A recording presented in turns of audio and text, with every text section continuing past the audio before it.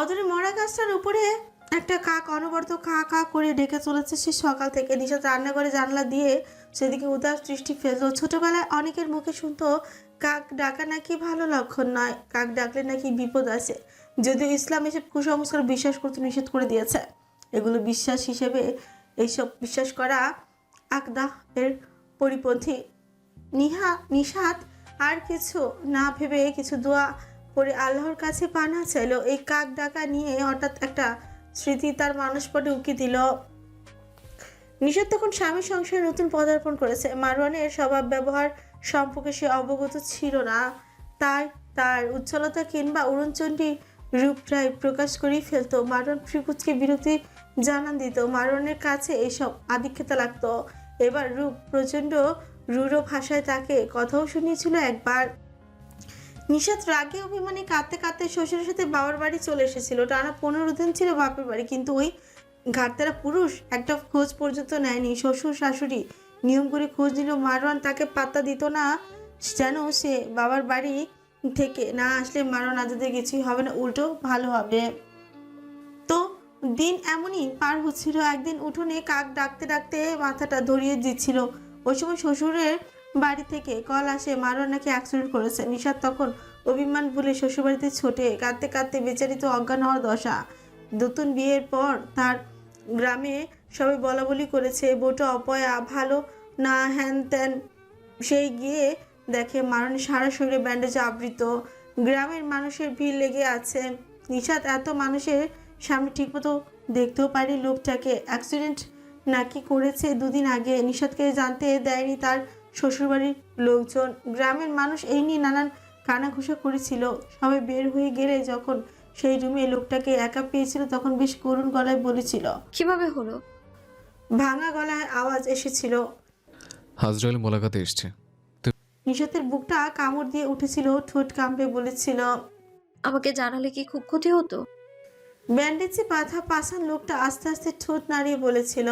তুমি কে? হু are you? নিশাতের অক্ষিপট জলে টলমল করছে। আমাকে চেনেন না? না। স্মৃতিশক্তি নেই? আছে, সেখানে তুমি নাই। ব্যাস, আর কিছু বলেনি সে। বুকের উপর হুমড়ি খেয়ে প্রায় ঘন্টা খানেক কেঁদেছে সে। মারণ আজাদ ব্যথা পেল। নিশাত বুক থেকে মাথা তুলিনি। কাঁদতে কাঁদতে মারণের বুকের উপরে ঘুমিয়ে পড়েছিল।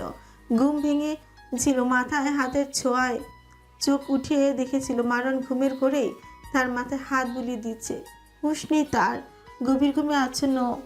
কে জানে আদতে ঘুমিয়েছিল নাকি নিশাতের চর্মচক্ষুর আড়ালে অন্য কিছু ঘটেছিল। সেই থেকে কাক ডাকলেই ওই স্মৃতি মস্তিষ্কে কড়া নাড়ে তার। নিশাত দীর্ঘ নিঃশ্বাস ফেলে ভাবনা থেকে বেরোলো। নাওহানের পাশে বসে হাত পা ছড়িয়ে গোশত আর আলু খাচ্ছে। নিশাত মায়াময় নজরে ছেলের পানি চাইল। আব্বা, নাওহান খাওয়ার তালে জবাব দিল।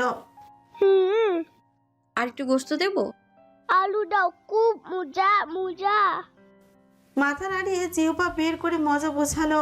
নিশাত কষানো গোস্ত আর এক টুকরো মুরগির ছোট পিস আর আলু উঠিয়ে দিল। বাজাটা মুখে মাখিয়ে ফেলেছে। মারওয়ান রান্নাঘরে এসে বলল, আই আলুর বাচ্চা, আলু খাস?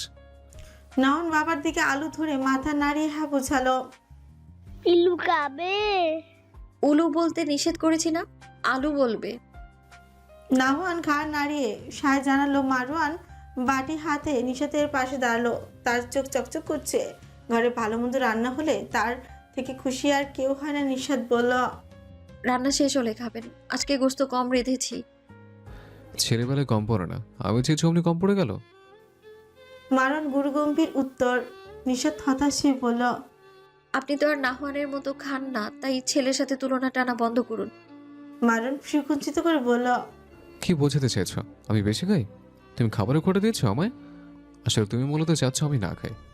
কি আল্লাহ, কোন কথা থেকে কি টেনে এনেছেন? নিন ধরুন খান, আমি বরং ডিম ভাজি করে খেয়ে নেব।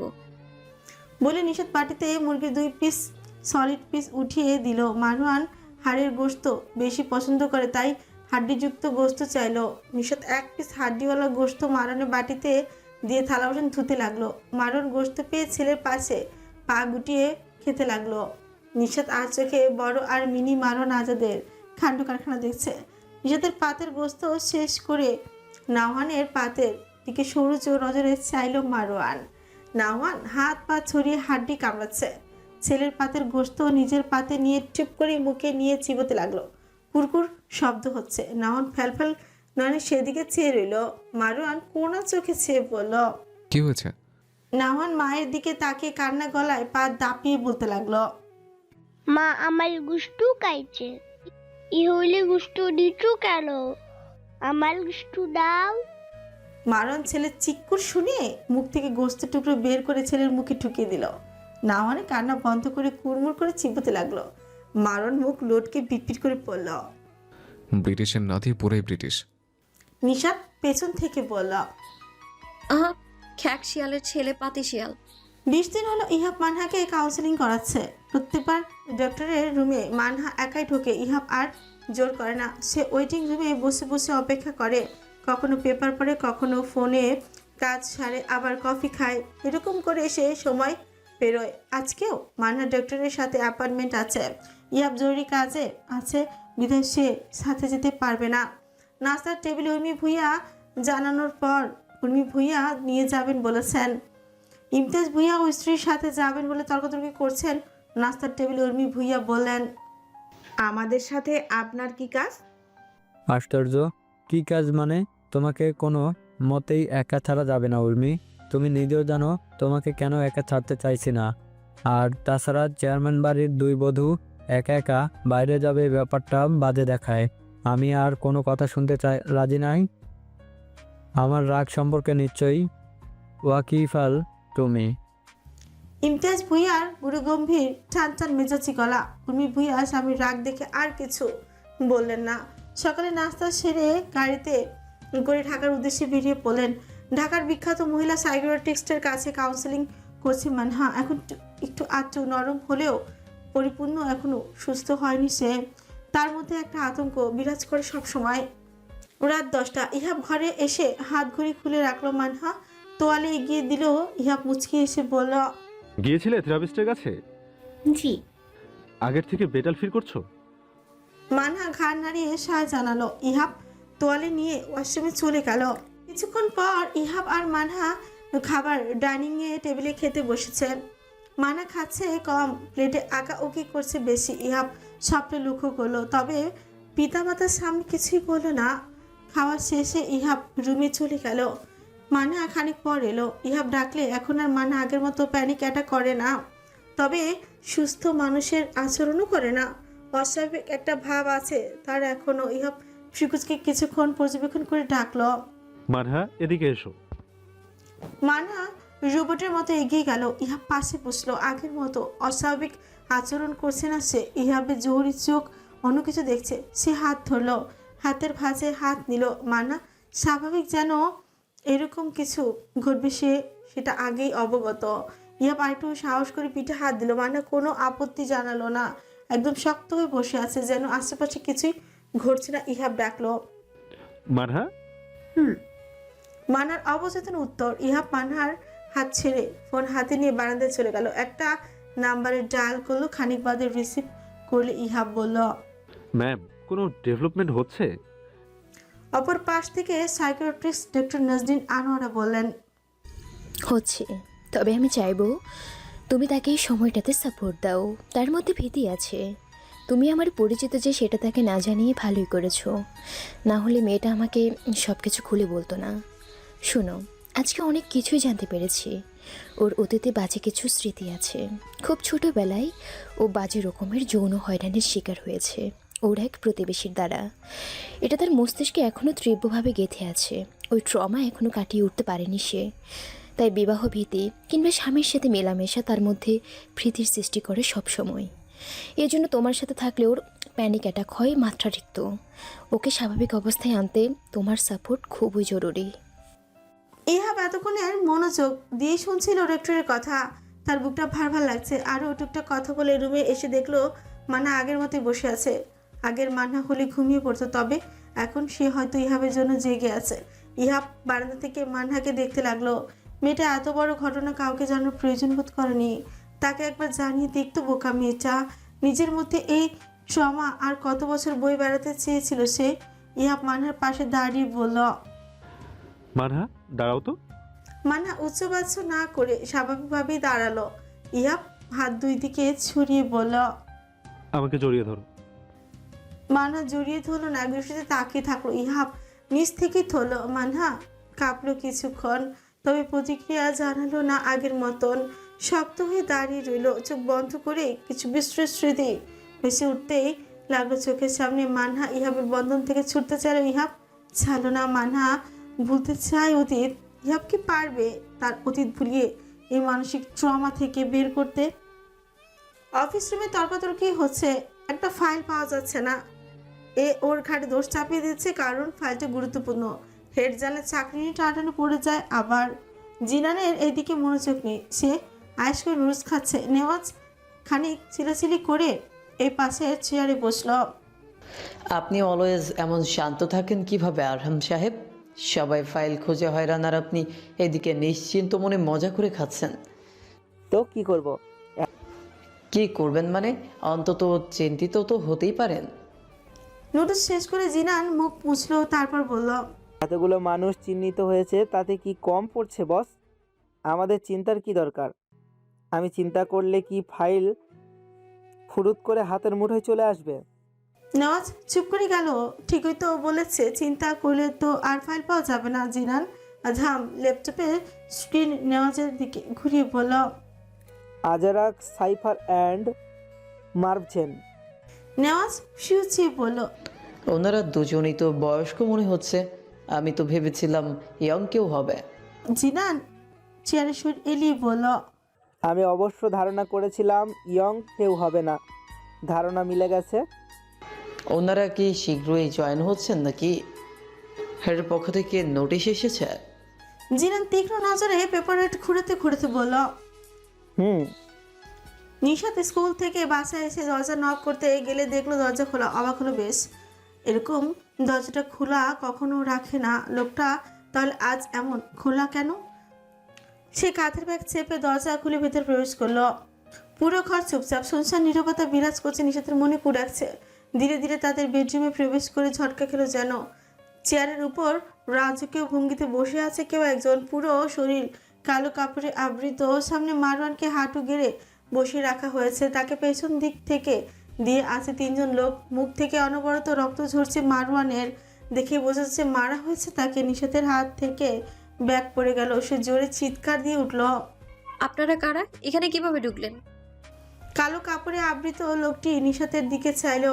পেছনে দাঁড়ানো বডিগার্ডটা লোকটার কানে কানে কিছু বলল। লোকটা বোরকা পরিহিত নিশাতের উপর থেকে নিচ পর্যন্ত স্ক্যান করলো, তারপর জিহ্বা বের করে মারনের দিকে দৃষ্টি ফেলে বলল, কিরে, ঘরে এত সুন্দরী বউ লুকিয়ে রেখেছিস, অথচ আমাদের জানতেও দিলি না। অনেক চালাক তো তুই। মারন চোখ উঠিয়ে চাইলো, রক্তলা চোখ। সামনে লোকটি তার লোকেদের ইশারায় দেয়া মাত্র লোকগুলো মারওয়ানকে আবারও মারতে লাগলো। নিশাত দৌড়ে মারনের কাছে যেতে চাইলে বসা লোকটি তার হাত ধরে ফেললো। নিশাতের গা খিনখিন করে উঠলো। একজন পর পুরুষ তার হাত ধরেছে ভাবতেই গা গলিয়ে উঠলো। মারওয়ান মার খেতে খেতেই তা দেখছে, গর্জে উঠে বলল, ওকে ছাড়, নয়তো জবই করে ফেলবো তোদের। তোর সমস্যা আমার সাথে, আমার স্মৃতিকে হাত বাড়াচ্ছিস কেন? কালো কাপড়ে আবৃত লোকটি অট্টহাসিতেই মেতে উঠল। তোর বউ তো জানি, একদিনের জন্য না হয় আমার হলো, সমস্যা কি? তোর সামনে আজকে তোর বউয়ের সাথে একটু মাস্তি করব। কথা শেষ করতেই পারল না মারওয়ান, সবাইকে ছাড়িয়ে লোকটার গলায় টিপে ধরল। কুত্তার বাচ্চা, তোকে আজকে শেষ করে দেবো। ওই জবান দিয়ে আমার স্ত্রীকে নিয়ে আরেকটা বাজে কথা বললে তোর জিভ টেনে ছিঁড়ে ফেলবো, চারসের বাচ্চা। পেছন থেকে মাথায় আঘাত লাগলো মারওয়ানের, ছেড়ে দিল লোকটাকে। লোকটা মারওয়ানের মুখে জোরে জোরে আঘাত করতে লাগলো। মারওয়ান খুব কষ্টে বলল, নিশাত, পাশের রুমে ছেলেকে আটকে রেখেছে, দয়া করে ওকে নিয়ে এখান থেকে চলে যাও। নিশাত কাঁদতে কাঁদতে বলল, আপনাকে ছেড়ে যাব না। মারওয়ান প্রতিরোধ করতে করতে বলল, আরে আমার চিন্তা না করে নিজের চিন্তা করো, আল্লাহর কসম তুমি এখান থেকে যাও। এখানে থাকলে তুমি শরীরে হাত দেবে ওরা, যা আমি সহ্য করতে পারবো না। মারওয়ান একাই ওদের সাথে লড়তে পারছে না। নিশাত কাঁদতে কাঁদতে পাশের রুমে চলে গেল। পেছন পেছন লোকগুলো যেতে চাইলে মারওয়ান আটকে ধরলো। রক্তে তার শার্ট রঞ্জিত, কপাল চিরচির রক্ত গড়াচ্ছে, ছোট ফেটে শশীর। কালো কাপড়ে আবৃত লোকটি ইচ্ছে মতো মারতে লাগলো মারওয়ানকে। মারওয়ান লোকগুলোকে ছাড়ছে না তবুও নিশাত ছেলেকে কোলে নিয়ে নিজেদের রুমের দিকে চাইলো। দেখলো মারনের রক্তে রুম ভেসে যাচ্ছে। নিশাত চুপটি কেঁদে উঠল। নাওয়ান বাবার দিকে হাত বাড়িয়ে কেঁদে উঠে ডাকলো, বাবা। মারন ছেলেটাকে সেদিকে ছিল। রক্তাক্ত চেহারায় বিষাদ মাখা এক হাসি ফেরত দিয়ে বলল, যাও তোমরা, বাবা তোমাকে রক্ষা করছে পন্টা। নিশাত ছেলেকে নিয়ে খালি পায়ে দ্রুত বাসা থেকে বেরিয়ে গেল। পেছন পেছন লোকগুলো তাদের ধরতে ছেলে মারন নিজের শেষটুকু দিয়ে লড়াই করে গেল। বেশ খানিক ধস্তাধস্তির পর বাসা শান্ত হয়ে গেল। মেঝের উপর নিঃশ্বাসবিহীন রক্তাক্ত মারওয়ান পড়ে রইল। এইভাবেই হয়তোবা শ্বাসের স্পন্দন চিরতরে বন্ধ হয়ে গেছে। কালো কাপড়ে আবৃত লোকটি মারনের সামনে হাঁটু ভাঁজ করে বলল, তোর স্ত্রী সন্তানকে না হয় আজকে বাঁচিয়ে গেলি, তবে আমার নাগাল থেকে এরপর বাঁচাবে কে? ভয়ঙ্কর অট্টহাসিতে কেঁপে উঠল ছোট্ট ফ্ল্যাটটি। কখনো কখনো ধরিত্রীতে এমন কিছু অতি প্রাকৃতিক কিংবা অভাবনীয় ঘটনা ঘটে যার কোনো ব্যাখ্যা মানুষ জাতির কাছে থাকে না। সৃষ্টিকর্তা সৃষ্টির জন্য এই ভুলক একটা জটিল ধাঁধার স্থান হিসেবে সৃজন করেছেন। এখানে অনেক কিছুরই কোনো বিশ্লেষণ হয় না, হতে পারে না। বিজ্ঞানও এর সঠিক সমাধান বের করতে পারে না। সৃষ্টির সূচনা লগ্ন থেকে প্রতিনিয়ত এমন রহস্যময় স্থান, অমীমাংসিত রহস্য এবং ঘটনার সাথে আবাস গড়ে প্রাণীকুল টিকে আছে প্রজন্ম থেকে প্রজন্ম। সৃষ্টির বিনাশ লগ্নেও কি থাকবে কোনো জটিল রহস্য? ঘুমের মধ্যে টুকরে কাছে নিশাত শরীরে কেঁপে কেঁপে উঠছে তার, ছটফট করছে সে। আচমকা ঘুম ভেঙে গেলে হাঁপাতে হাঁপাতে লাফিয়ে উঠে বসলো। তুই আশেপাশে তাকিয়ে খুঁজলো কাউকে, কিন্তু কেউ নেই। পুরো রুম নিস্তব্ধ, চারিপাশে পিন পথ নীরবতা। নিশাতের আত্মা লাফাচ্ছে যেন, চোখের পাপড়ি ভেজা, তার বুক ধরফর করছে, শ্বাস টানতে পারছে না, চোখ থেকে অনবরত অশ্রু গড়িয়ে পড়ছে। নিশাত কোনো মতে নিজেকে থামাতে পারছে না, দুই হাতে মুখ ঢেকে ফুপিয়ে ফুপিয়ে কাঁদছে সে। বুকটা হাঁপড়ের মতো ওঠানামা করছে তার, শ্বাস নিতে কষ্ট হচ্ছে। একটু ধাতস্থ হয়ে হুড়মুড় করে পাশের রুমে গেল। পুরো রুম অন্ধকার, চোখে ঝাপসা দেখছে সে। কাঁদতে কাঁদতে চোখ ব্যথা করছে, হার্ট দ্রুত লাফাচ্ছে। হাঁচড়িয়ে হাঁচড়িয়ে রুমের লাইট জ্বালালো।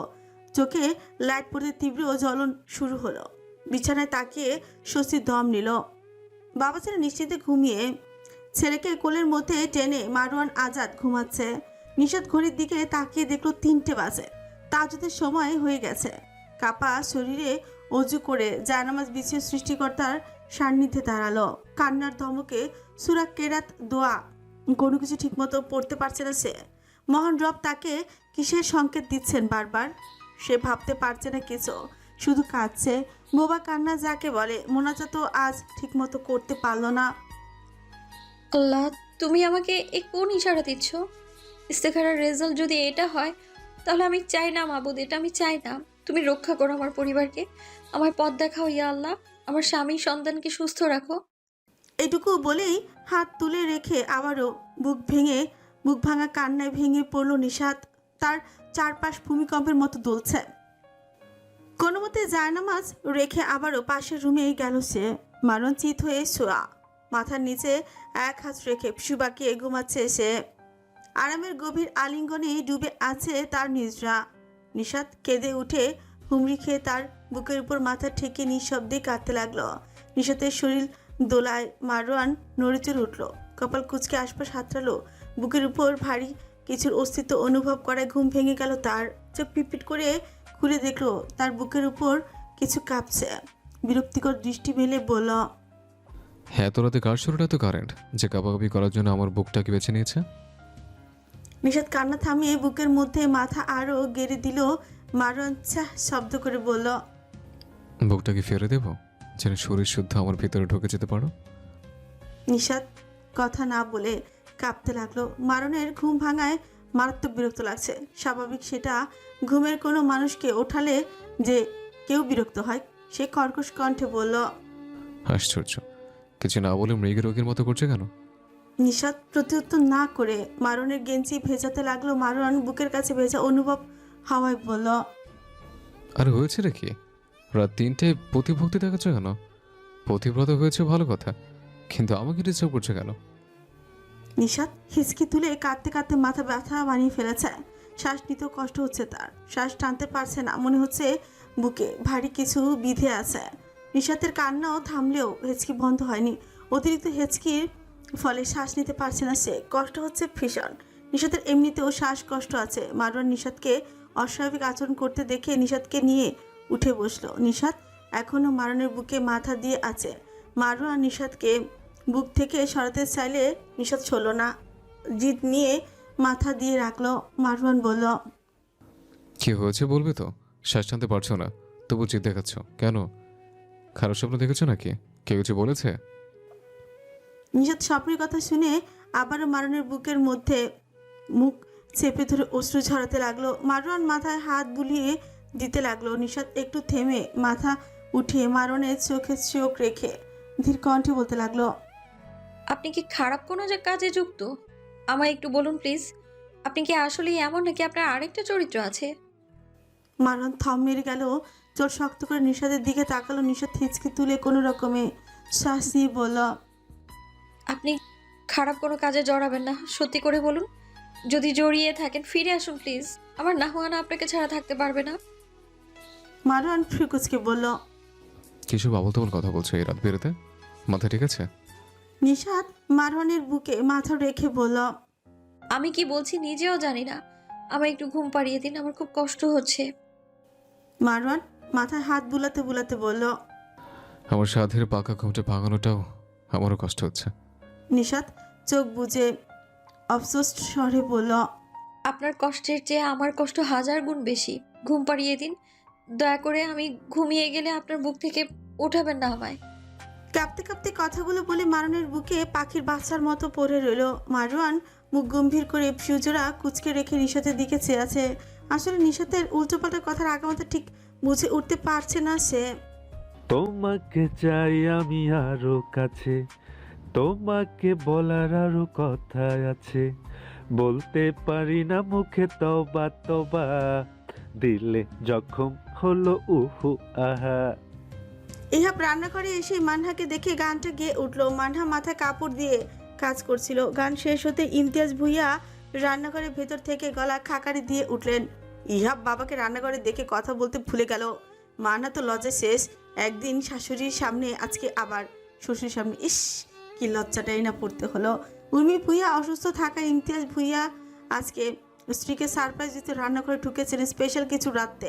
মানহাকে ধমকে ধমকে সব কাজ করাচ্ছিলেন, নিজেও টুকটাক হেল্প করছিলেন। কাজের থেকে বেশি মুখ চলছিল তার। কিছুক্ষণের জন্য চুপ হতে ছেলের গান শুনে নিজেও অপ্রস্তুত হয়ে পড়েন।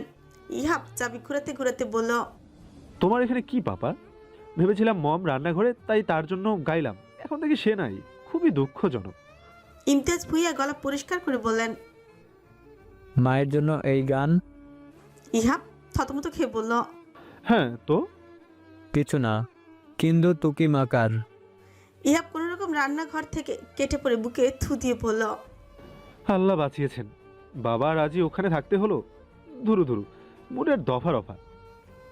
ইহাব চলে গেল। মানহা ঘোমটা আরেকটু টেনে কাজ করতে লাগলো। লোকটার জন্য শ্বশুরের সামনে কি বিচ্ছিরি একটা অবস্থা হলো। ইমতিয়াজ ভুইয়া ধমকে বললেন, এখনো দাঁড়িয়ে আছো কেন? স্বামী বাড়িতে আসার সাথে সাথে তার পিছু পিছু যেতে হয়, এটাও শিখিয়ে দিতে হবে। শাশুড়ির সাথে থেকে এইসব শিখেছ? মহিলা নিজেও ঘাটতেরা ছিল, এখন ছেলের বউকেও ঘাটতেরা বানাচ্ছে। মানা শ্বশুরের কথা শুনে কোনো রকমের রান্নাঘর থেকে বেরিয়ে গেল। তার এত লজ্জা লাগছিল। ভালোই হয়েছে শ্বশুর নিজেই তাকে সরিয়ে দিয়েছে, না হলে আর কিছুক্ষণ থাকলে লজ্জাতেই মরে যেত সে।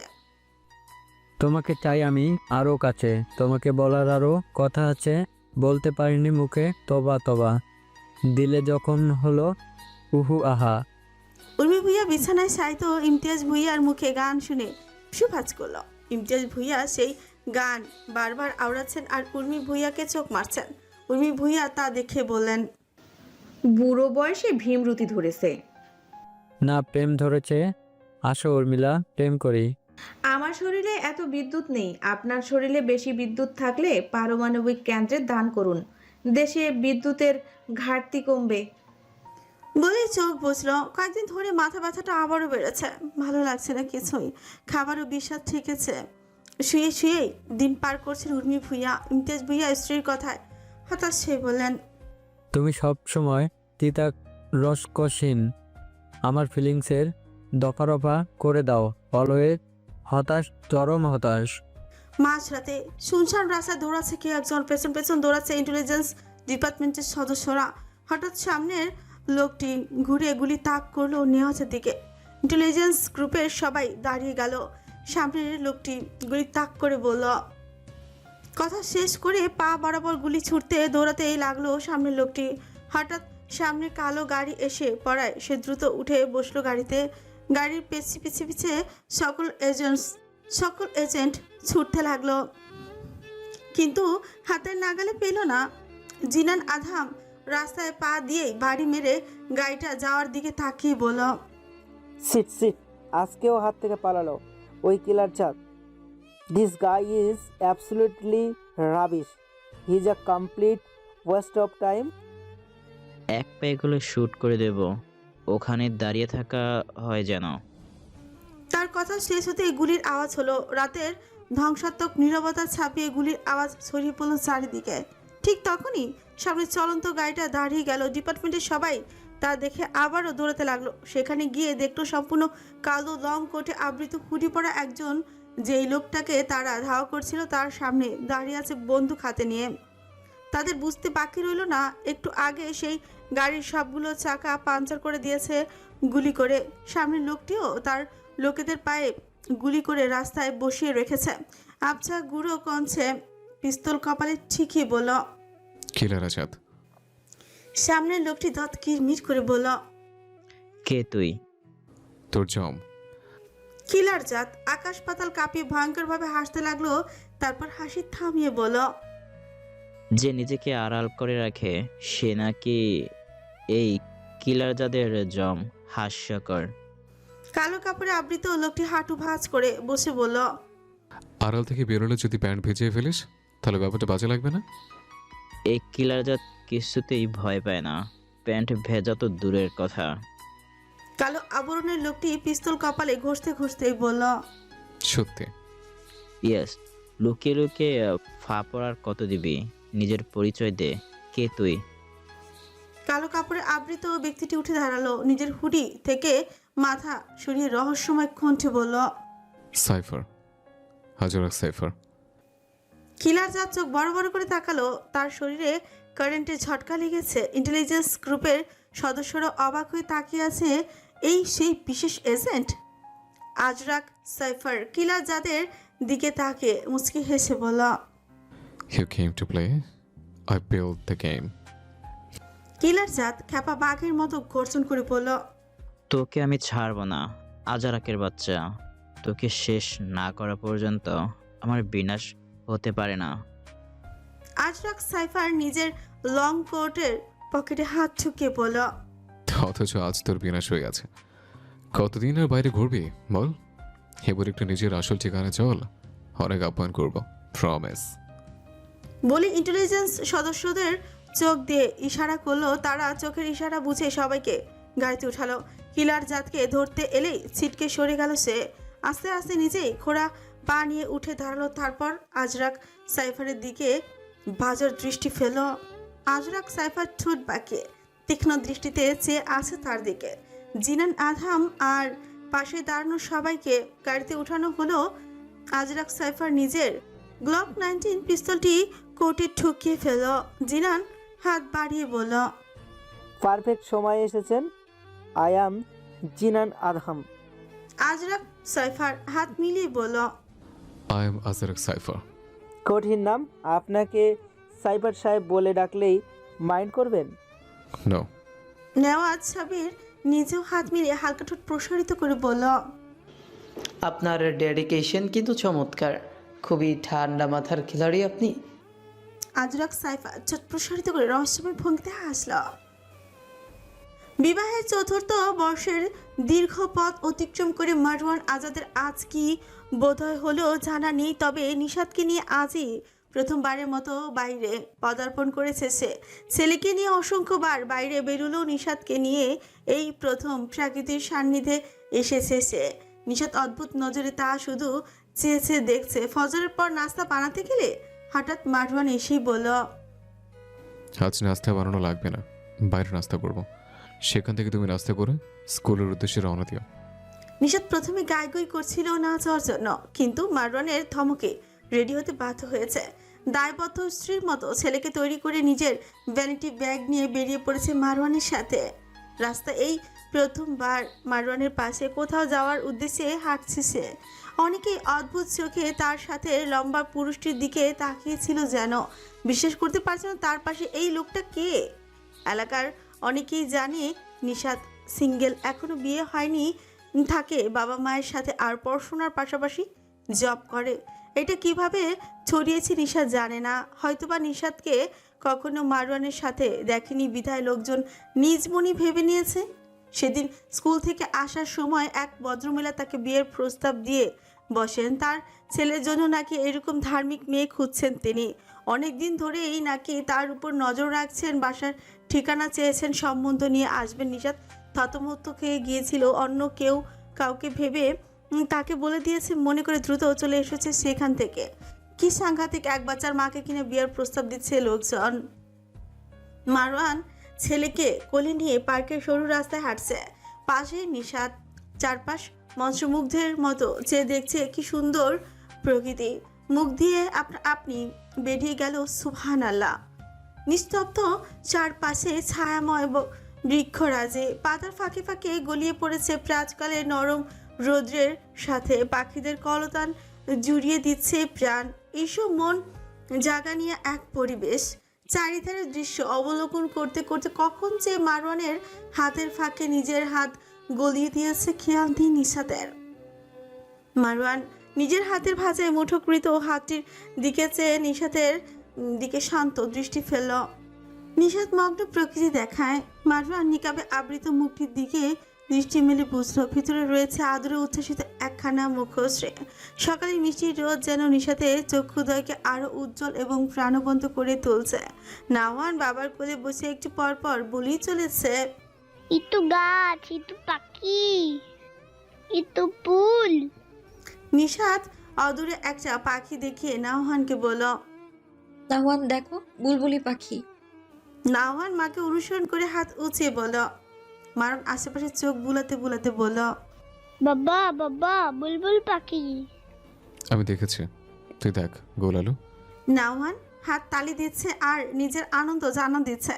একটু পর মারওয়ান ছেলেকে কাঁধে তুলে নিল। নাওয়ান ফিচফিচ করে হেসে দিল। তার হাসির ধ্বনি চারিপাশে মুখরিত হচ্ছে। ফৌজিয়া নিশাত অবচেতনে তার কাঠখোট্টা অর্ধাঙ্গের ডান হাত জড়িয়ে সেই নির্মল নিষ্পাপ হাসি শ্রবণ করছে। ভোজন বিলাস হোটেলের 3 চেয়ার দখল করে বসে আছে মারওয়ান, নিশাত আর নাওহান। একটি চেয়ারে ফাঁকা, যেটা নিশাত ব্যাগ রেখেছে। নাওহান বাবার কোলে বসে পাশের চেয়ারে পা ছড়িয়ে দিয়েছে।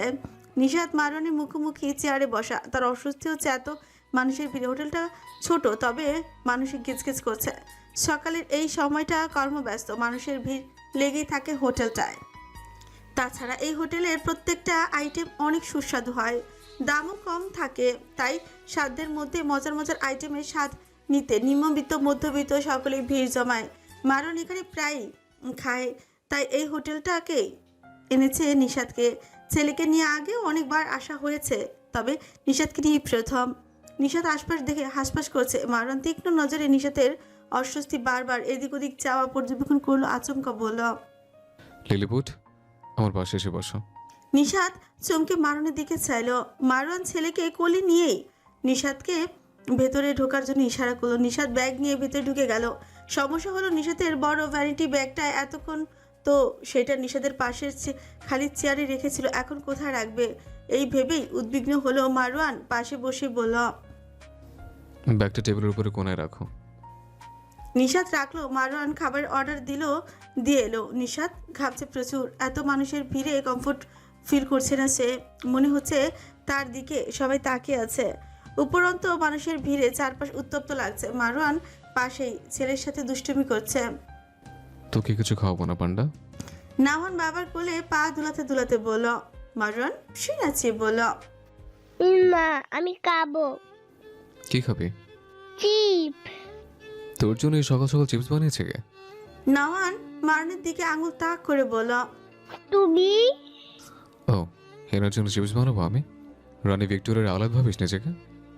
নাওহান মাথা নাড়িয়ে সম্মতি জানালো। নিশাত ফিক করেই হেসে দিল, যা শুধু মারওয়ানের কর্ণগোচর হলো। মারওয়ান ঘাড় ফিরিয়ে চাইল নিশাতের দিকে। নিশাত নিকাবের আড়ালে মুচকি মুচকি হাসছে। মারওয়ান কপাল কুঁচকে বলল, তুমি হাসছো কেন? কে যেন ছেলেকে ব্রিটিশের নাতি বলে, ভিক্টোরিয়া কিন্তু ব্রিটিশ রানী। মারওয়ানের কপাল আরো কুঞ্চিত হলো। ঠিকই তো, এটা তো খেয়াল ছিল না তার। এই মা ছেলে মহা চালাক, ভাবা যায় তাকে ঘোল খাওয়াচ্ছে। এরই মধ্যে নাস্তা এসে হাজির। মারওয়ান তার আর নিশাতের জন্য পরোটা, ডাল ভাজি আর গরুর গোশত অর্ডার করেছিল, আর নাওহানের জন্য তেল ছাড়া রুটি আর ডিম অর্ডার করেছে। নিশাতের দিকে পরোটা প্লেট আর তরকারি বাটি এগিয়ে দিয়ে নিজেও খাওয়া শুরু করলো। নিশাত নিকাব একটু উঠিয়ে বিসমিল্লা বলে ডাল আর গোশত ভুনা পরোটায় ডুবিয়ে মুখে পড়ল। পুরো অমৃত। মুখে দেওয়ার সাথে সাথে চোখ বন্ধ হয়ে গেল তার। মারওয়ান ছেলেকে খাইয়ে নিজেও খেলো। নিশাতের খেতে বেশ সময় লাগলো। নিকাব পরে খাচ্ছে দেখে সময় লাগলো তার। খাওয়া শেষে মারওয়ান বিল মিটিয়ে দিল। নিশাত বুঝলো পকেট ভারী আজ, নিশ্চয়ই টাকা পাঠিয়েছেন শ্বশুর আব্বা। ছেলেকে আদর করে নিশাত স্কুলে চলে গেল। আজকে তার মনটা ফুরফুরে লাগছে। গত 2 দিন ধরে উর্মি ভুইয়া মান্নার সাথে রাগারাগি করেছেন, কিছু থেকে কিছু হলে মেজাজ দেখাচ্ছেন। মান্না এই প্রথম উর্মি ভুইয়াকে ভিন্ন রূপে দেখলো। তাকে যখন ধমক দিয়েছিল তখন তার চোখে পানি এসে গিয়েছিল। এই বাড়িতে যাকে এত আপন ভাবতো সেই যখন বদলে যায় তখন এর থেকে কষ্টের বোধ আর কিছু হয় না। সামান্য রান্না, ছোটোখাটো বিষয় নিয়ে উর্মি ভুইয়া কথা শুনিয়েছেন, সেটা ভাবলেই কেমন গা শিউরে উঠছে তার। তাহলে কি এতদিন যেই রূপ দেখেছেন সেটা ছিল মুখোশ? যত পুরনো হবে ততই কি খোলস পাল্টে যাবে সবার? স্বামী, শ্বশুর, শাশুড়ি নির্যাতন করে বাপের বাড়ি পাঠিয়ে দেয়, এটাই কি তার বেলাতেও বাস্তবায়ন হবে? তার কেমন দম বন্ধ হয়ে আসছে। আগের মানহা হলে বোধহয় প্যানিক অ্যাটাক করে সেন্সলেস হয়ে যেত, তবে এখনকার মানহা কথায় কথায় প্যানিক অ্যাটাক করে না। তাই এই কষ্ট হজম করা জানতে হবে তার। শ্বশুরবাড়ি তো এমনই, এই বাড়িতে তার কেউ আপন নেই, সবাই স্বার্থের জন্য তাকে ব্যবহার করছে। ফ্লাফিকে নিয়ে মন খারাপ করে বারান্দায় এসে বসে বসে এইসবই ভেবে চলেছে সে। ইয়াব ক্লান্ত হয়ে ঘরে ঢুকলো। আশপাশে মানহাকে না দেখে ডাক দিল। মানহা ডাক শুনে রুমে আসলো। তার চোখ মুখ ফোলা, কান্নার ফল। ইয়াব ফুকুচকে বলল, কি হয়েছে? কিছু না। ইয়াব এগিয়ে আসতে আসতেই বলল, চোখ মুখ তো ভিন্ন কথা বলছে। মানহা কোনো প্রতিউত্তর না করে মুখ শক্ত করে রাখলো। ইয়াব মানহার গালে কপালে হাত দিয়ে পরীক্ষা করে বলল, কই, জ্বর তো আসেনি, তাহলে মন খারাপ কেন? মন খারাপ নয়, আমি ঠিক আছি। বলে পাশ কাটিয়ে চলে গেল। ইহাব কপাল কুচকে বলল, ওহে মাহবুব দুহিতা, মন কেন বিষণ্ণ তোমার? গভীর নেত্রের তনয়া, হৃদয় করেছ তোলপাড়, একটুখানি হেসে আমার হিয়া করো চুরমার। মানহা অবাক হয়ে ইহাবের দিকে চাইল। ইহাব কোমরে 2 হাত রেখে মানহার দিকে এক ভ্রু ও চেয়ে আছে। মান্না থতমত খেয়ে বলল, ফ্রেশ হন, খাবার দিচ্ছি। বলে রুম থেকে বেরোতে নিলে ইহাব বলল, আরে কবিতার উত্তরে তো কিছু বলে যাও পাষাণ নারী। মানহা কিছু না বলে দ্রুত প্রস্থান করলো। বেচারি শরম পেয়েছে, তাই তো পালিয়ে গেল। ইহাব মানহার যাওয়ার পানে তাকিয়ে বলল, একবার তোমাকে পাই ধরবো জড়াই। ইমতিয়াজ ভুইয়া স্ত্রীকে কোনোভাবে শান্ত করতে পারছেন না। উর্মি ভুইয়া পাগলামি করছেন, সবার সাথেই মেজাজ দেখাচ্ছেন। ইমতিয়াজ ভুইয়া মহা ফ্যাসাদে পড়েছেন। হঠাৎ আবার এই আচরণের মানে বুঝতে পারছেন না তিনি। উর্মি ভুইয়া শক্ত গলায় বললেন, এখান থেকে যান, আমাকে একা থাকতে দেন, ভালো লাগছে না কিছু। ওষুধ খাও, তারপর যাচ্ছি। বললাম না আমি এখন ওষুধ খাবো না। পেটে একটা মানুষও ধরিনি, সব কয়টা বজ্জাত হয়েছে, মায়ের কথা শোনে না। এই পরিবারে আমি এখনও তো এই 2টা শত্রুর জন্যই পড়ে আসি, না হলে এই সংসারকে লাথি মেরে কবেই চলে যেতাম। আমার কথা অমান্য করে কত বড় বেয়াদব! তুমি কি তোমার ভাইদের সাথে আবারও কথা বলেছো? হ্যাঁ বলছি তো, কি হয়েছে? ও মামা ওকে কতবার যেতে বলেছে, অথচ সে নাকি ফোনই উঠায় না। আমি বলে দেওয়ার পরও কত বড় অবাধ্য সে। বউ আসার পর দিন দিন উচ্ছন্নে যাচ্ছে সে। কিন্তু তোমার ছেলে তো আগেও এমন ছিল, পরের মেয়ের দোষ টানছো কেন? কি আমি দোষ টানছি? ছেলের বউয়ের পক্ষ নিচ্ছেন যে হঠাৎ? ওদেরটা চোখে পড়ে না? আমারটাই চোখে পড়ছে আপনার? পড়বেই তো। নিজের সন্তানের সব দোষ মাপ আর স্ত্রীর বেলায় লাভ। যত সব আজগবি কথাবার্তা, কোথায় লাভ দিয়েছে সে? মাথার অ্যান্টেনা সব ছিঁড়ে গেছে মনে হয়। ইমতিয়াজ ভুইয়া আর কথা না বাড়িয়ে উর্মি ভুইয়াকে জোর করে ওষুধ খাইয়ে দিলেন। বক বক করতে করতে কিছুক্ষণের মধ্যে উর্মি ভুইয়া ঘুমে ঢুলে পড়লেন। ইমতিয়াজ ভুইয়া দীর্ঘ নিঃশ্বাস ছেড়ে চেয়ারে মাথা এলিয়ে দিলেন। তিনি সামনের দিনগুলো ভেবে শঙ্কিত। হেড রকিং চেয়ারে দুলছে রাত ছায়া চুমুক দিচ্ছেন। সামনে বসে আছে জিনান আধাম, নেওয়াজ সাবির, মুনতাজির জায়েদ। হেড মুনতাজির উদ্দেশ্যে বললেন, শরীর কেমন তোমার? জি মোটামুটি ভালো। নিজের যত্ন নিও। এসিয়ার সাথে সাক্ষাৎ হয়েছে তোমার? জিনান নেওয়াজ উভয় মাথা নাড়ালো। হেড দু হাতে সামনে এনেই বলল, পারফরমেন্স কেমন? নেওয়াজ জোর দিয়ে বলল, আউটস্ট্যান্ডিং অ্যান্ড আনবিলিভেবল। আমরা এতটাও আশা করিনি। হেডের মুখে সন্তুষ্টির রেখা ফুটে উঠল। জিনানকে কোনো কথা বলতে না দেখে বললেন, হোয়াটস ইউর অপিনিয়ন আধাম? জিনান ধ্যানচ্যুত হলো। গলা পরিষ্কার করে হেডের দিকে গুরু গম্ভীর কণ্ঠে বলল, excellent skill, his performance is excellent. Head হালকা হাসলো। মুনতাজিরের দিকে চেয়ে বলল, তুমি তো ছুটিতে ছিলে, তাই তার সাথে সাক্ষাৎ হয়নি।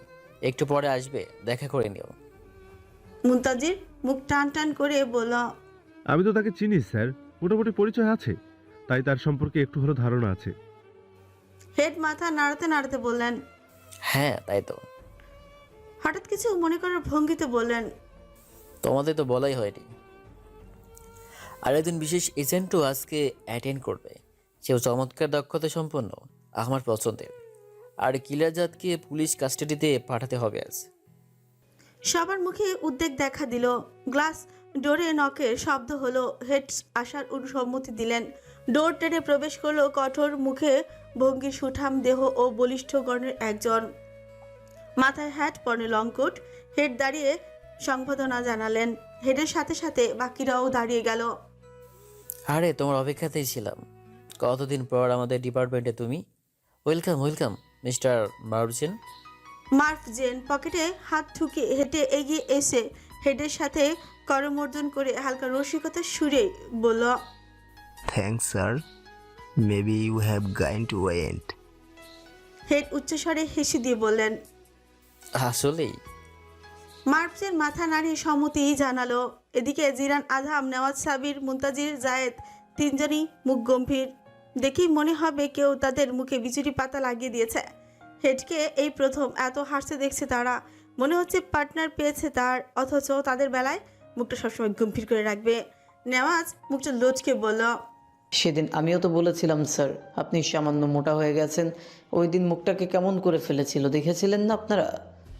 তার সুঠাম দেহের প্রতি নাকি বদনজর দিচ্ছে, অথচ আজকে তার বিশেষ এজেন্ট এসে ওজন বেড়ে গেছে বলায় কি খুশি।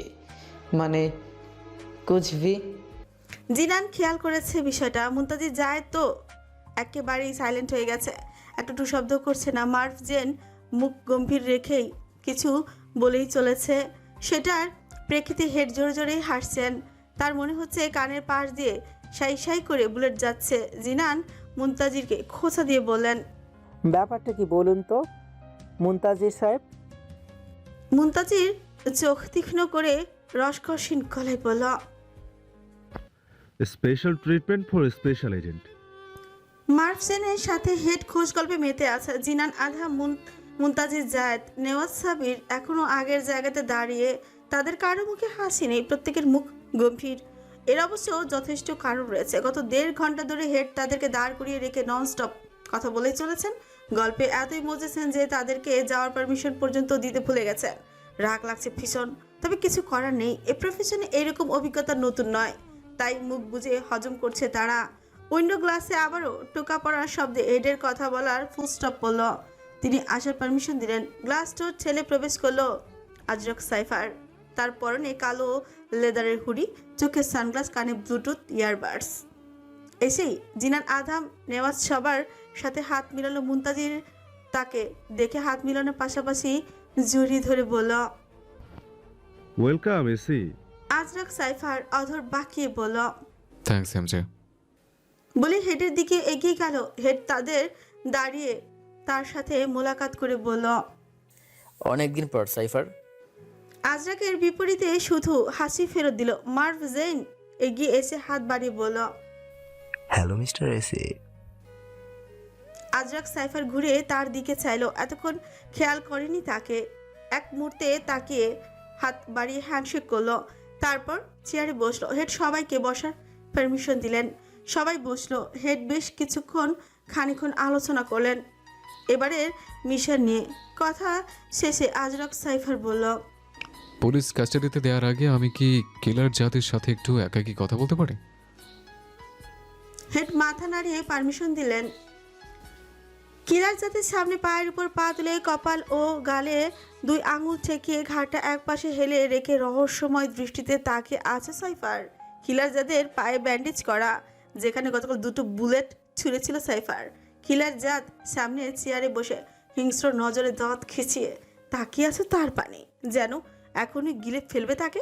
আজরা খুঁড়ির পকেট থেকে সিগারেট প্যাকেট বের করে একটা সিগারেট ঠোঁটে ধরল, তারপর লাইটার জ্বালিয়ে খুবই ধীর গতিতে এক আঙ্গুল দিয়ে আগুন ধরালো।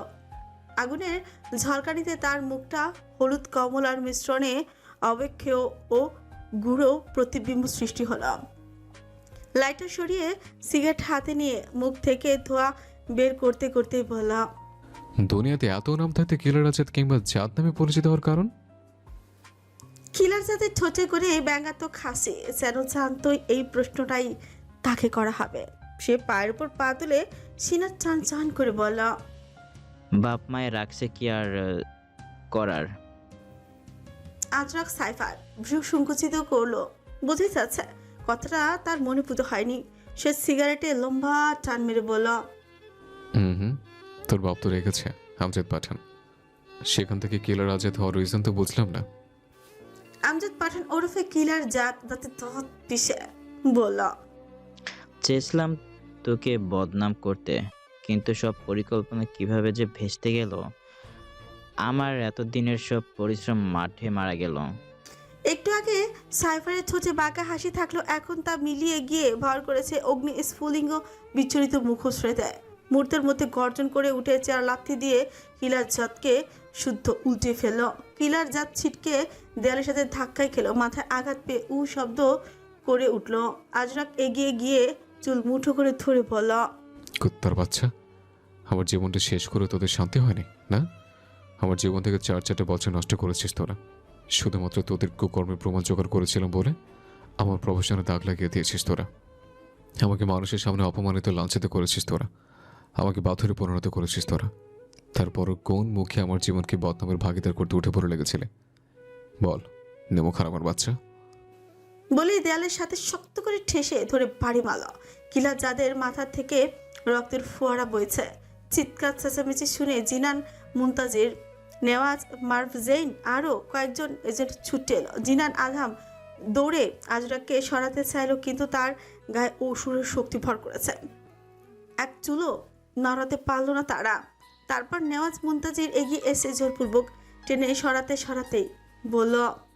কি করছেন মিস্টার সাইফান? পুলিশের হাতে হস্তান্তর না করা পর্যন্ত অপরাধীর গায়ে হাত দেওয়া নিষিদ্ধ, আপনি ভুলে গেছেন? কেন আইন নিজের হাতে তুলে নিচ্ছেন? তার শাস্তি কোর্ট বিবেচনা করবে। এসব করে আপনি কেন কালার হচ্ছেন? আজরাক ছটফটিয়ে উঠে বলল। ওকে নিজ হাতে খুন করবো আমি, আমার জীবনটা জাহান্নাম বানিয়ে ছেড়েছি কলঙ্কারের দল। মুনতাজির তাকে ধরে বলল। ঠান্ডা হন, আপনি কি ভুলে গেছেন আপনি সাসপেন্ড এজেন্ট? এরপর সাসপেন্ড হলে কিন্তু চিরজীবনের জন্য এই পেশা আপনার জন্য নিষিদ্ধ হয়ে যাবে। আগেরবার সাময়িক নিষিদ্ধ করলো, এবারের আজীবনের জন্য নিষিদ্ধ করে দেবার চান্স আছে, তাই ঠান্ডা মাথায় কাজ করুন। আজরাক সাইফার জিদ নিয়ে বলল। করুক সাসপেন্ড, এতে আমার চুলও ছিড়বে না। জিনান আধাম পরিস্থিতি শান্ত করতে বলল। কুল মিস্টার এসি, এসির বিশিষ্ট কিছু ঠান্ডা থাকা, সো কাম ডাউন। তাছাড়া হেডের কানে এটা গেলে তিনি কিন্তু আপনার উপর নারাজ হবেন মিস্টার সাইফার। আজরাক সাইফার কিছুটা শান্ত হলেও রাগ কমল না তার। দাঁড়িয়ে দাঁড়িয়ে ফুঁসতে লাগলো। কিলার জাত নিজে ঠোঁট ও মাথার রক্ত মুছে সাইফারের দিকে তাকে নির্লজ্জ হেসে বলল। তোর কাছের বন্ধুর তো বালটাও ছিঁড়তে পারিস নাই, খালি তেজ দেখাস আমগো লগে। আমরা তোর সর্বনাশ করলেও তোর পিঠে ছুরি কিন্তু সেই বসাইছে। হ্যাঁ, কি দুস্তি মারতো গো, একেবারে লাজবাব। এই কথা শুনে আজরাক একেবারে শান্ত হয়ে গেল। অদর একটু বাকিয়ে ধীরগতিতে মার্ভ জেনকে ক্রস করে বাইরে বেরিয়ে গেল। জিনান, নেওয়াজ, মুনতাজির, মার্ভ জেন হতবাক হয়ে দাঁড়িয়ে রইল। কি হলো? সাইফারের প্রস্থানে রুম একেবারে ঠান্ডা হয়ে গেল। শুধু একজনের ছোচে নির্লজ্জ হাসি এবং দুজনের চোখে প্রচলিত। সকাল সকাল দরজা টোকা পড়ে মারণ দরজা খুলে দিল। নিশাত রান্নাঘরে ব্যস্ত। দরজা খুলেই দেখলো দরজার ওপাশে একজন ভদ্রমহিলা ও ভদ্রলোক দাঁড়িয়ে আছেন। মারণের ভ্রু কুচকে গেল। এরা আবার কারা? ভদ্রমহিলা মিষ্টি এসে জিজ্ঞেস করলেন, এটা ফৌজিয়া নিশাতের বাসা না? মারণ অসন্তুষ্ট কণ্ঠে বলল, জি না, এটা মারণ আজাদের বাসা। ভদ্রমহিলা আবারও হেসে বলেন, হ্যাঁ, আপনাকেও চিনি। একটু জরুরি কথা ছিল। আমরা কি ভিতরে আসতে পারি? মারণ না চাইতেও তাদেরকে ঢুকতে দিল। সকাল সকাল ভেজাল এসে হাজির। ভদ্রলোক আর ভদ্র মহিলাকে তাদের গেস্ট রুমে বিছানায় বসতে দিল। নাওহান বাবার পেছন পেছন এসে অচেনা দুজন মানুষকে দেখে চুপসে গেল। দ্রুত মারণের কোলে উঠে গেল। ভদ্র মহিলা নাওহানকে দেখে বললেন, কি মিষ্টি বাচ্চা। তোমার মা বাবা কোথায়? মারওয়ান মারাত্মক বিরক্ত হলো। এতক্ষণ আপনি বলে এখন তুমিতে নেমে এসেছে। অপরিচিত কাউকে ফট করে তুমি বলা কেমন ম্যানার্স? তবু বিরক্তি চেপে বলল, গ্রামে। ভদ্রমহিলা ও ভদ্রলোক বোধহয় একটু অবাকি হয়েছেন। ভদ্রমহিলা ধাতস্থ হয়ে বললেন, ওনারা কবে আসবেন? মারওয়ান কথা বাড়াতে চাচ্ছিল না, তাই সংক্ষেপে বলল। যেদিন সময় হবে। ভদ্রমহিলা নাওহানকে দেখিয়ে বললেন, এতটুকু বাচ্চাকে রেখে গেলেন কেন? মারওয়ান এবার চরম বিরক্ত হলো। এই মহিলা কি বলছে আবল তাবল আল্লাহ জানে। দাঁত খিসে বলল, তো কি নিয়ে যাবে? ভদ্রমহিলা এতক্ষণ চুপ থাকলে এবার মুখ খুললেন, তুমি বোধহয় বিরক্ত হচ্ছ আমাদের কথায়। যদিও তোমাদের পরিবারের বিষয়ে জিজ্ঞাসা করার ইচ্ছে ছিল না, আসলে তোমার বাবা আমাকে একটু দরকার ছিল, তাই জিজ্ঞাসা করছি। কিছু মনে করো না বাবা। মারওয়ান কপালে ভাঁজ করে বলল, আমার মা বাবাকে আপনাদের কি দরকার আমাকে বলুন, তাদেরকে বলে দেব। ভদ্রমহিলা একটু কাছামাছি করে বলেন, আসলে আমার ছেলের জন্য তোমার বোনকে চাইতে এসেছি। মারওয়ান আগের ভঙ্গিতে ঠায় দাঁড়িয়ে বলল, আমার যে বোন আছে আপনারা কিভাবে জানলেন? প্রশ্নটি করে পরক্ষণেই মনে হলো তার পিতা মাহবুব আলম এখানে এসে মসজিদে গিয়ে বন্ধুবান্ধব পাতায় নিত। আবার হতেই পারে মাহবুব আলমের পরিচিত এরা। সম্ভবত মানহার বিয়ের কথা জানতে পারেনি ভদ্রমহিলা। কথায় তার চিন্তা ভঙ্গ হলো। চারপাশে খোঁজ নিয়েই জেনেছি আর কি। আমার ছেলে গোয়েন্দা অফিসার, তার জন্যই পাত্রী খুঁজছিলাম। তোমার বোনকে নিয়ে এসো একটু দেখি। মারান ছেলেকে চেপে ধরে ভাবলো, মানহার এই বিয়েটা এই ছেলেটার সাথে হলে কত ভালো হতো। একটা ভালো পরিবার ভদ্র ছেলে পেত, অথচ আমার বাচ্চা বোনটা পেয়েছে একটা স্টুপিডকে। ভাবলো, রাগে দুঃখে মাথায় রক্তই উঠে যায় তার। রাগ ছেড়ে বলল, ও তো গ্রামে, এখানে নেই। ভদ্রমহিলা ও ভদ্রলোকের মুখ কালো হয়ে গেল। তারপর দাঁড়িয়ে বললেন, আচ্ছা, আর একদিন আসবো তাহলে। মারান আরো কিছু বলতেই চাইলো, তার আগেই তারা বেরিয়ে গেলেন। দরজায় দাঁড়িয়ে জুতো পরার সময় মারওয়ান বলল, কিছু খেয়ে যান। ভদ্রমহিলা হেসে বললেন, না বাবা, আরেকদিন আসবো। এরপর তো অনেকবার আসতে হবে, তখন না হয় খাবো। তোমার বাবা মা আসলে একটা খবর দিও। তোমার নাম্বারটাও দাও, সেভ করে রাখি। মারওয়ান বানহার বিয়ে হয়ে গেছে কথাটা যখনই জানাতে যাবে, তখনই নিশাত রেডি হয়ে স্কুলে যাওয়ার জন্য রুম থেকে বের হলো। নিশাত ভেবেছে তারা চলে গেছে। নিশাতকে দেখে ভদ্রমহিলা একটু জোরেই বললেন, ওই যে তোমার বোন, মিথ্যা বললে কেন? ও তো ঘরেই আছে। দেখি মেয়েটার মুখটা একটু দেখে যাই। মারওয়ান নিশাত উভয়ই থতমত খেয়ে গেল।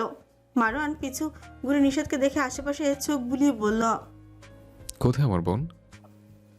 ভদ্রমহিলা এবার একটু বিরক্তি হলেন, বললেন, আশ্চর্য, তোমার সামনেই তো দাঁড়িয়ে আছে ওই যে নিকাব পরা মেয়েটা।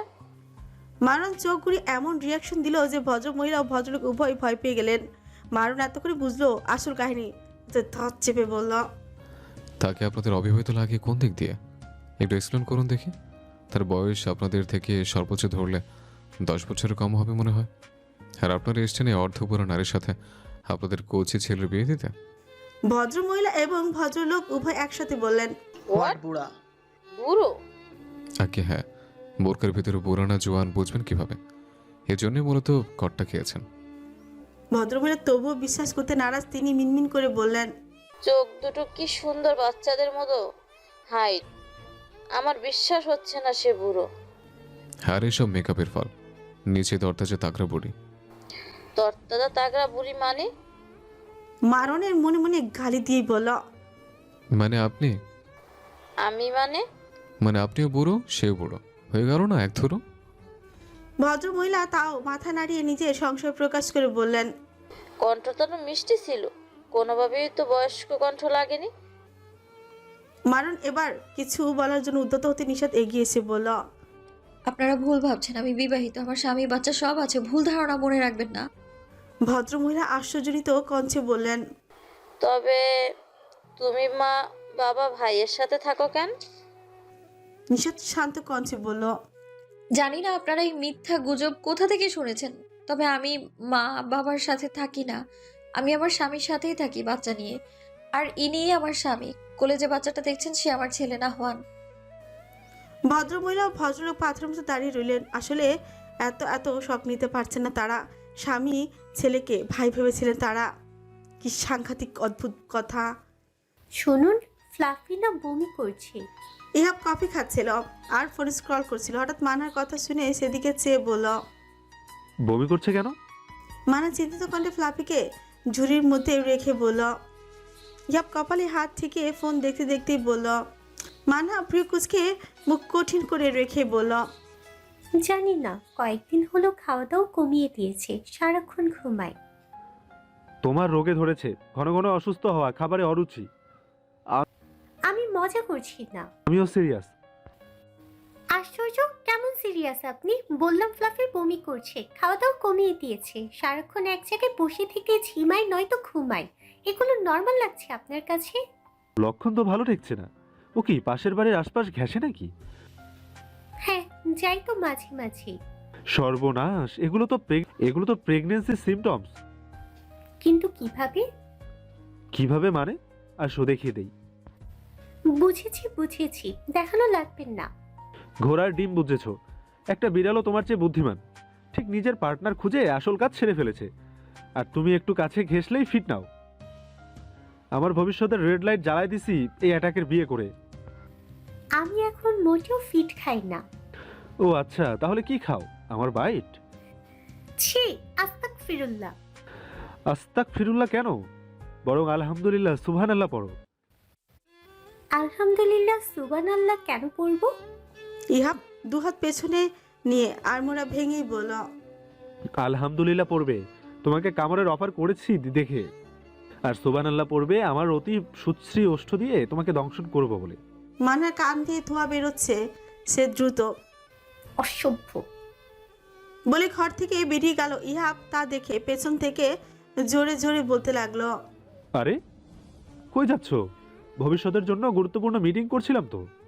তারপর সুটনি গাইতে লাগলো, তুমি জ্বালাইয়া গেলা লাল বাতি। মানা আজ সারা দিন তার ঘরমুখো হয়নি। শাশুড়ির সাথে সাথে থাকার চেষ্টা করেছে। যদি উর্মি আগের মতো তার সাথে কথা বলেন না, তবু এই কাজ সেই কাজ করে সময় কাটিয়েছে। এখন রান্নাঘরে সন্ধ্যার জন্য সিঙ্গারা পুরি বানাচ্ছে। সিঙ্গারায় আলুর পুর ভরে ডুবন্ত তেলে ছেড়ে দিল। ইয়া বাইরে থেকে এসে ফ্রেশ হয়ে নিচে নামলো। রান্নাঘরে উকি দিয়ে দেখলো মানহা মনোযোগ দিয়ে রুটি বেলছে। ইয়াব আশপাশটা ভালোভাবে পর্যবেক্ষণ করে নিঃশব্দে মানহার পেছনে গিয়ে দাঁড়ালো। মানহা এক মনে পুর ভরে রুটি বেলছে। ইহাব মানহার কানের কাছে গিয়ে একটু মোটা আর বিকৃত কণ্ঠে ফিসফিস করে বলল, এই মেয়ে, তোরে আমার ভাল লাগছে, আমি তোরে জিননগরীতে নিয়ে যাবো। এখন শুধু একখান কামড় দিয়া যাবো গা। তুই বেশি তেরিবেরি না কইরা সোজা হইয়া খাড়ায় থাক।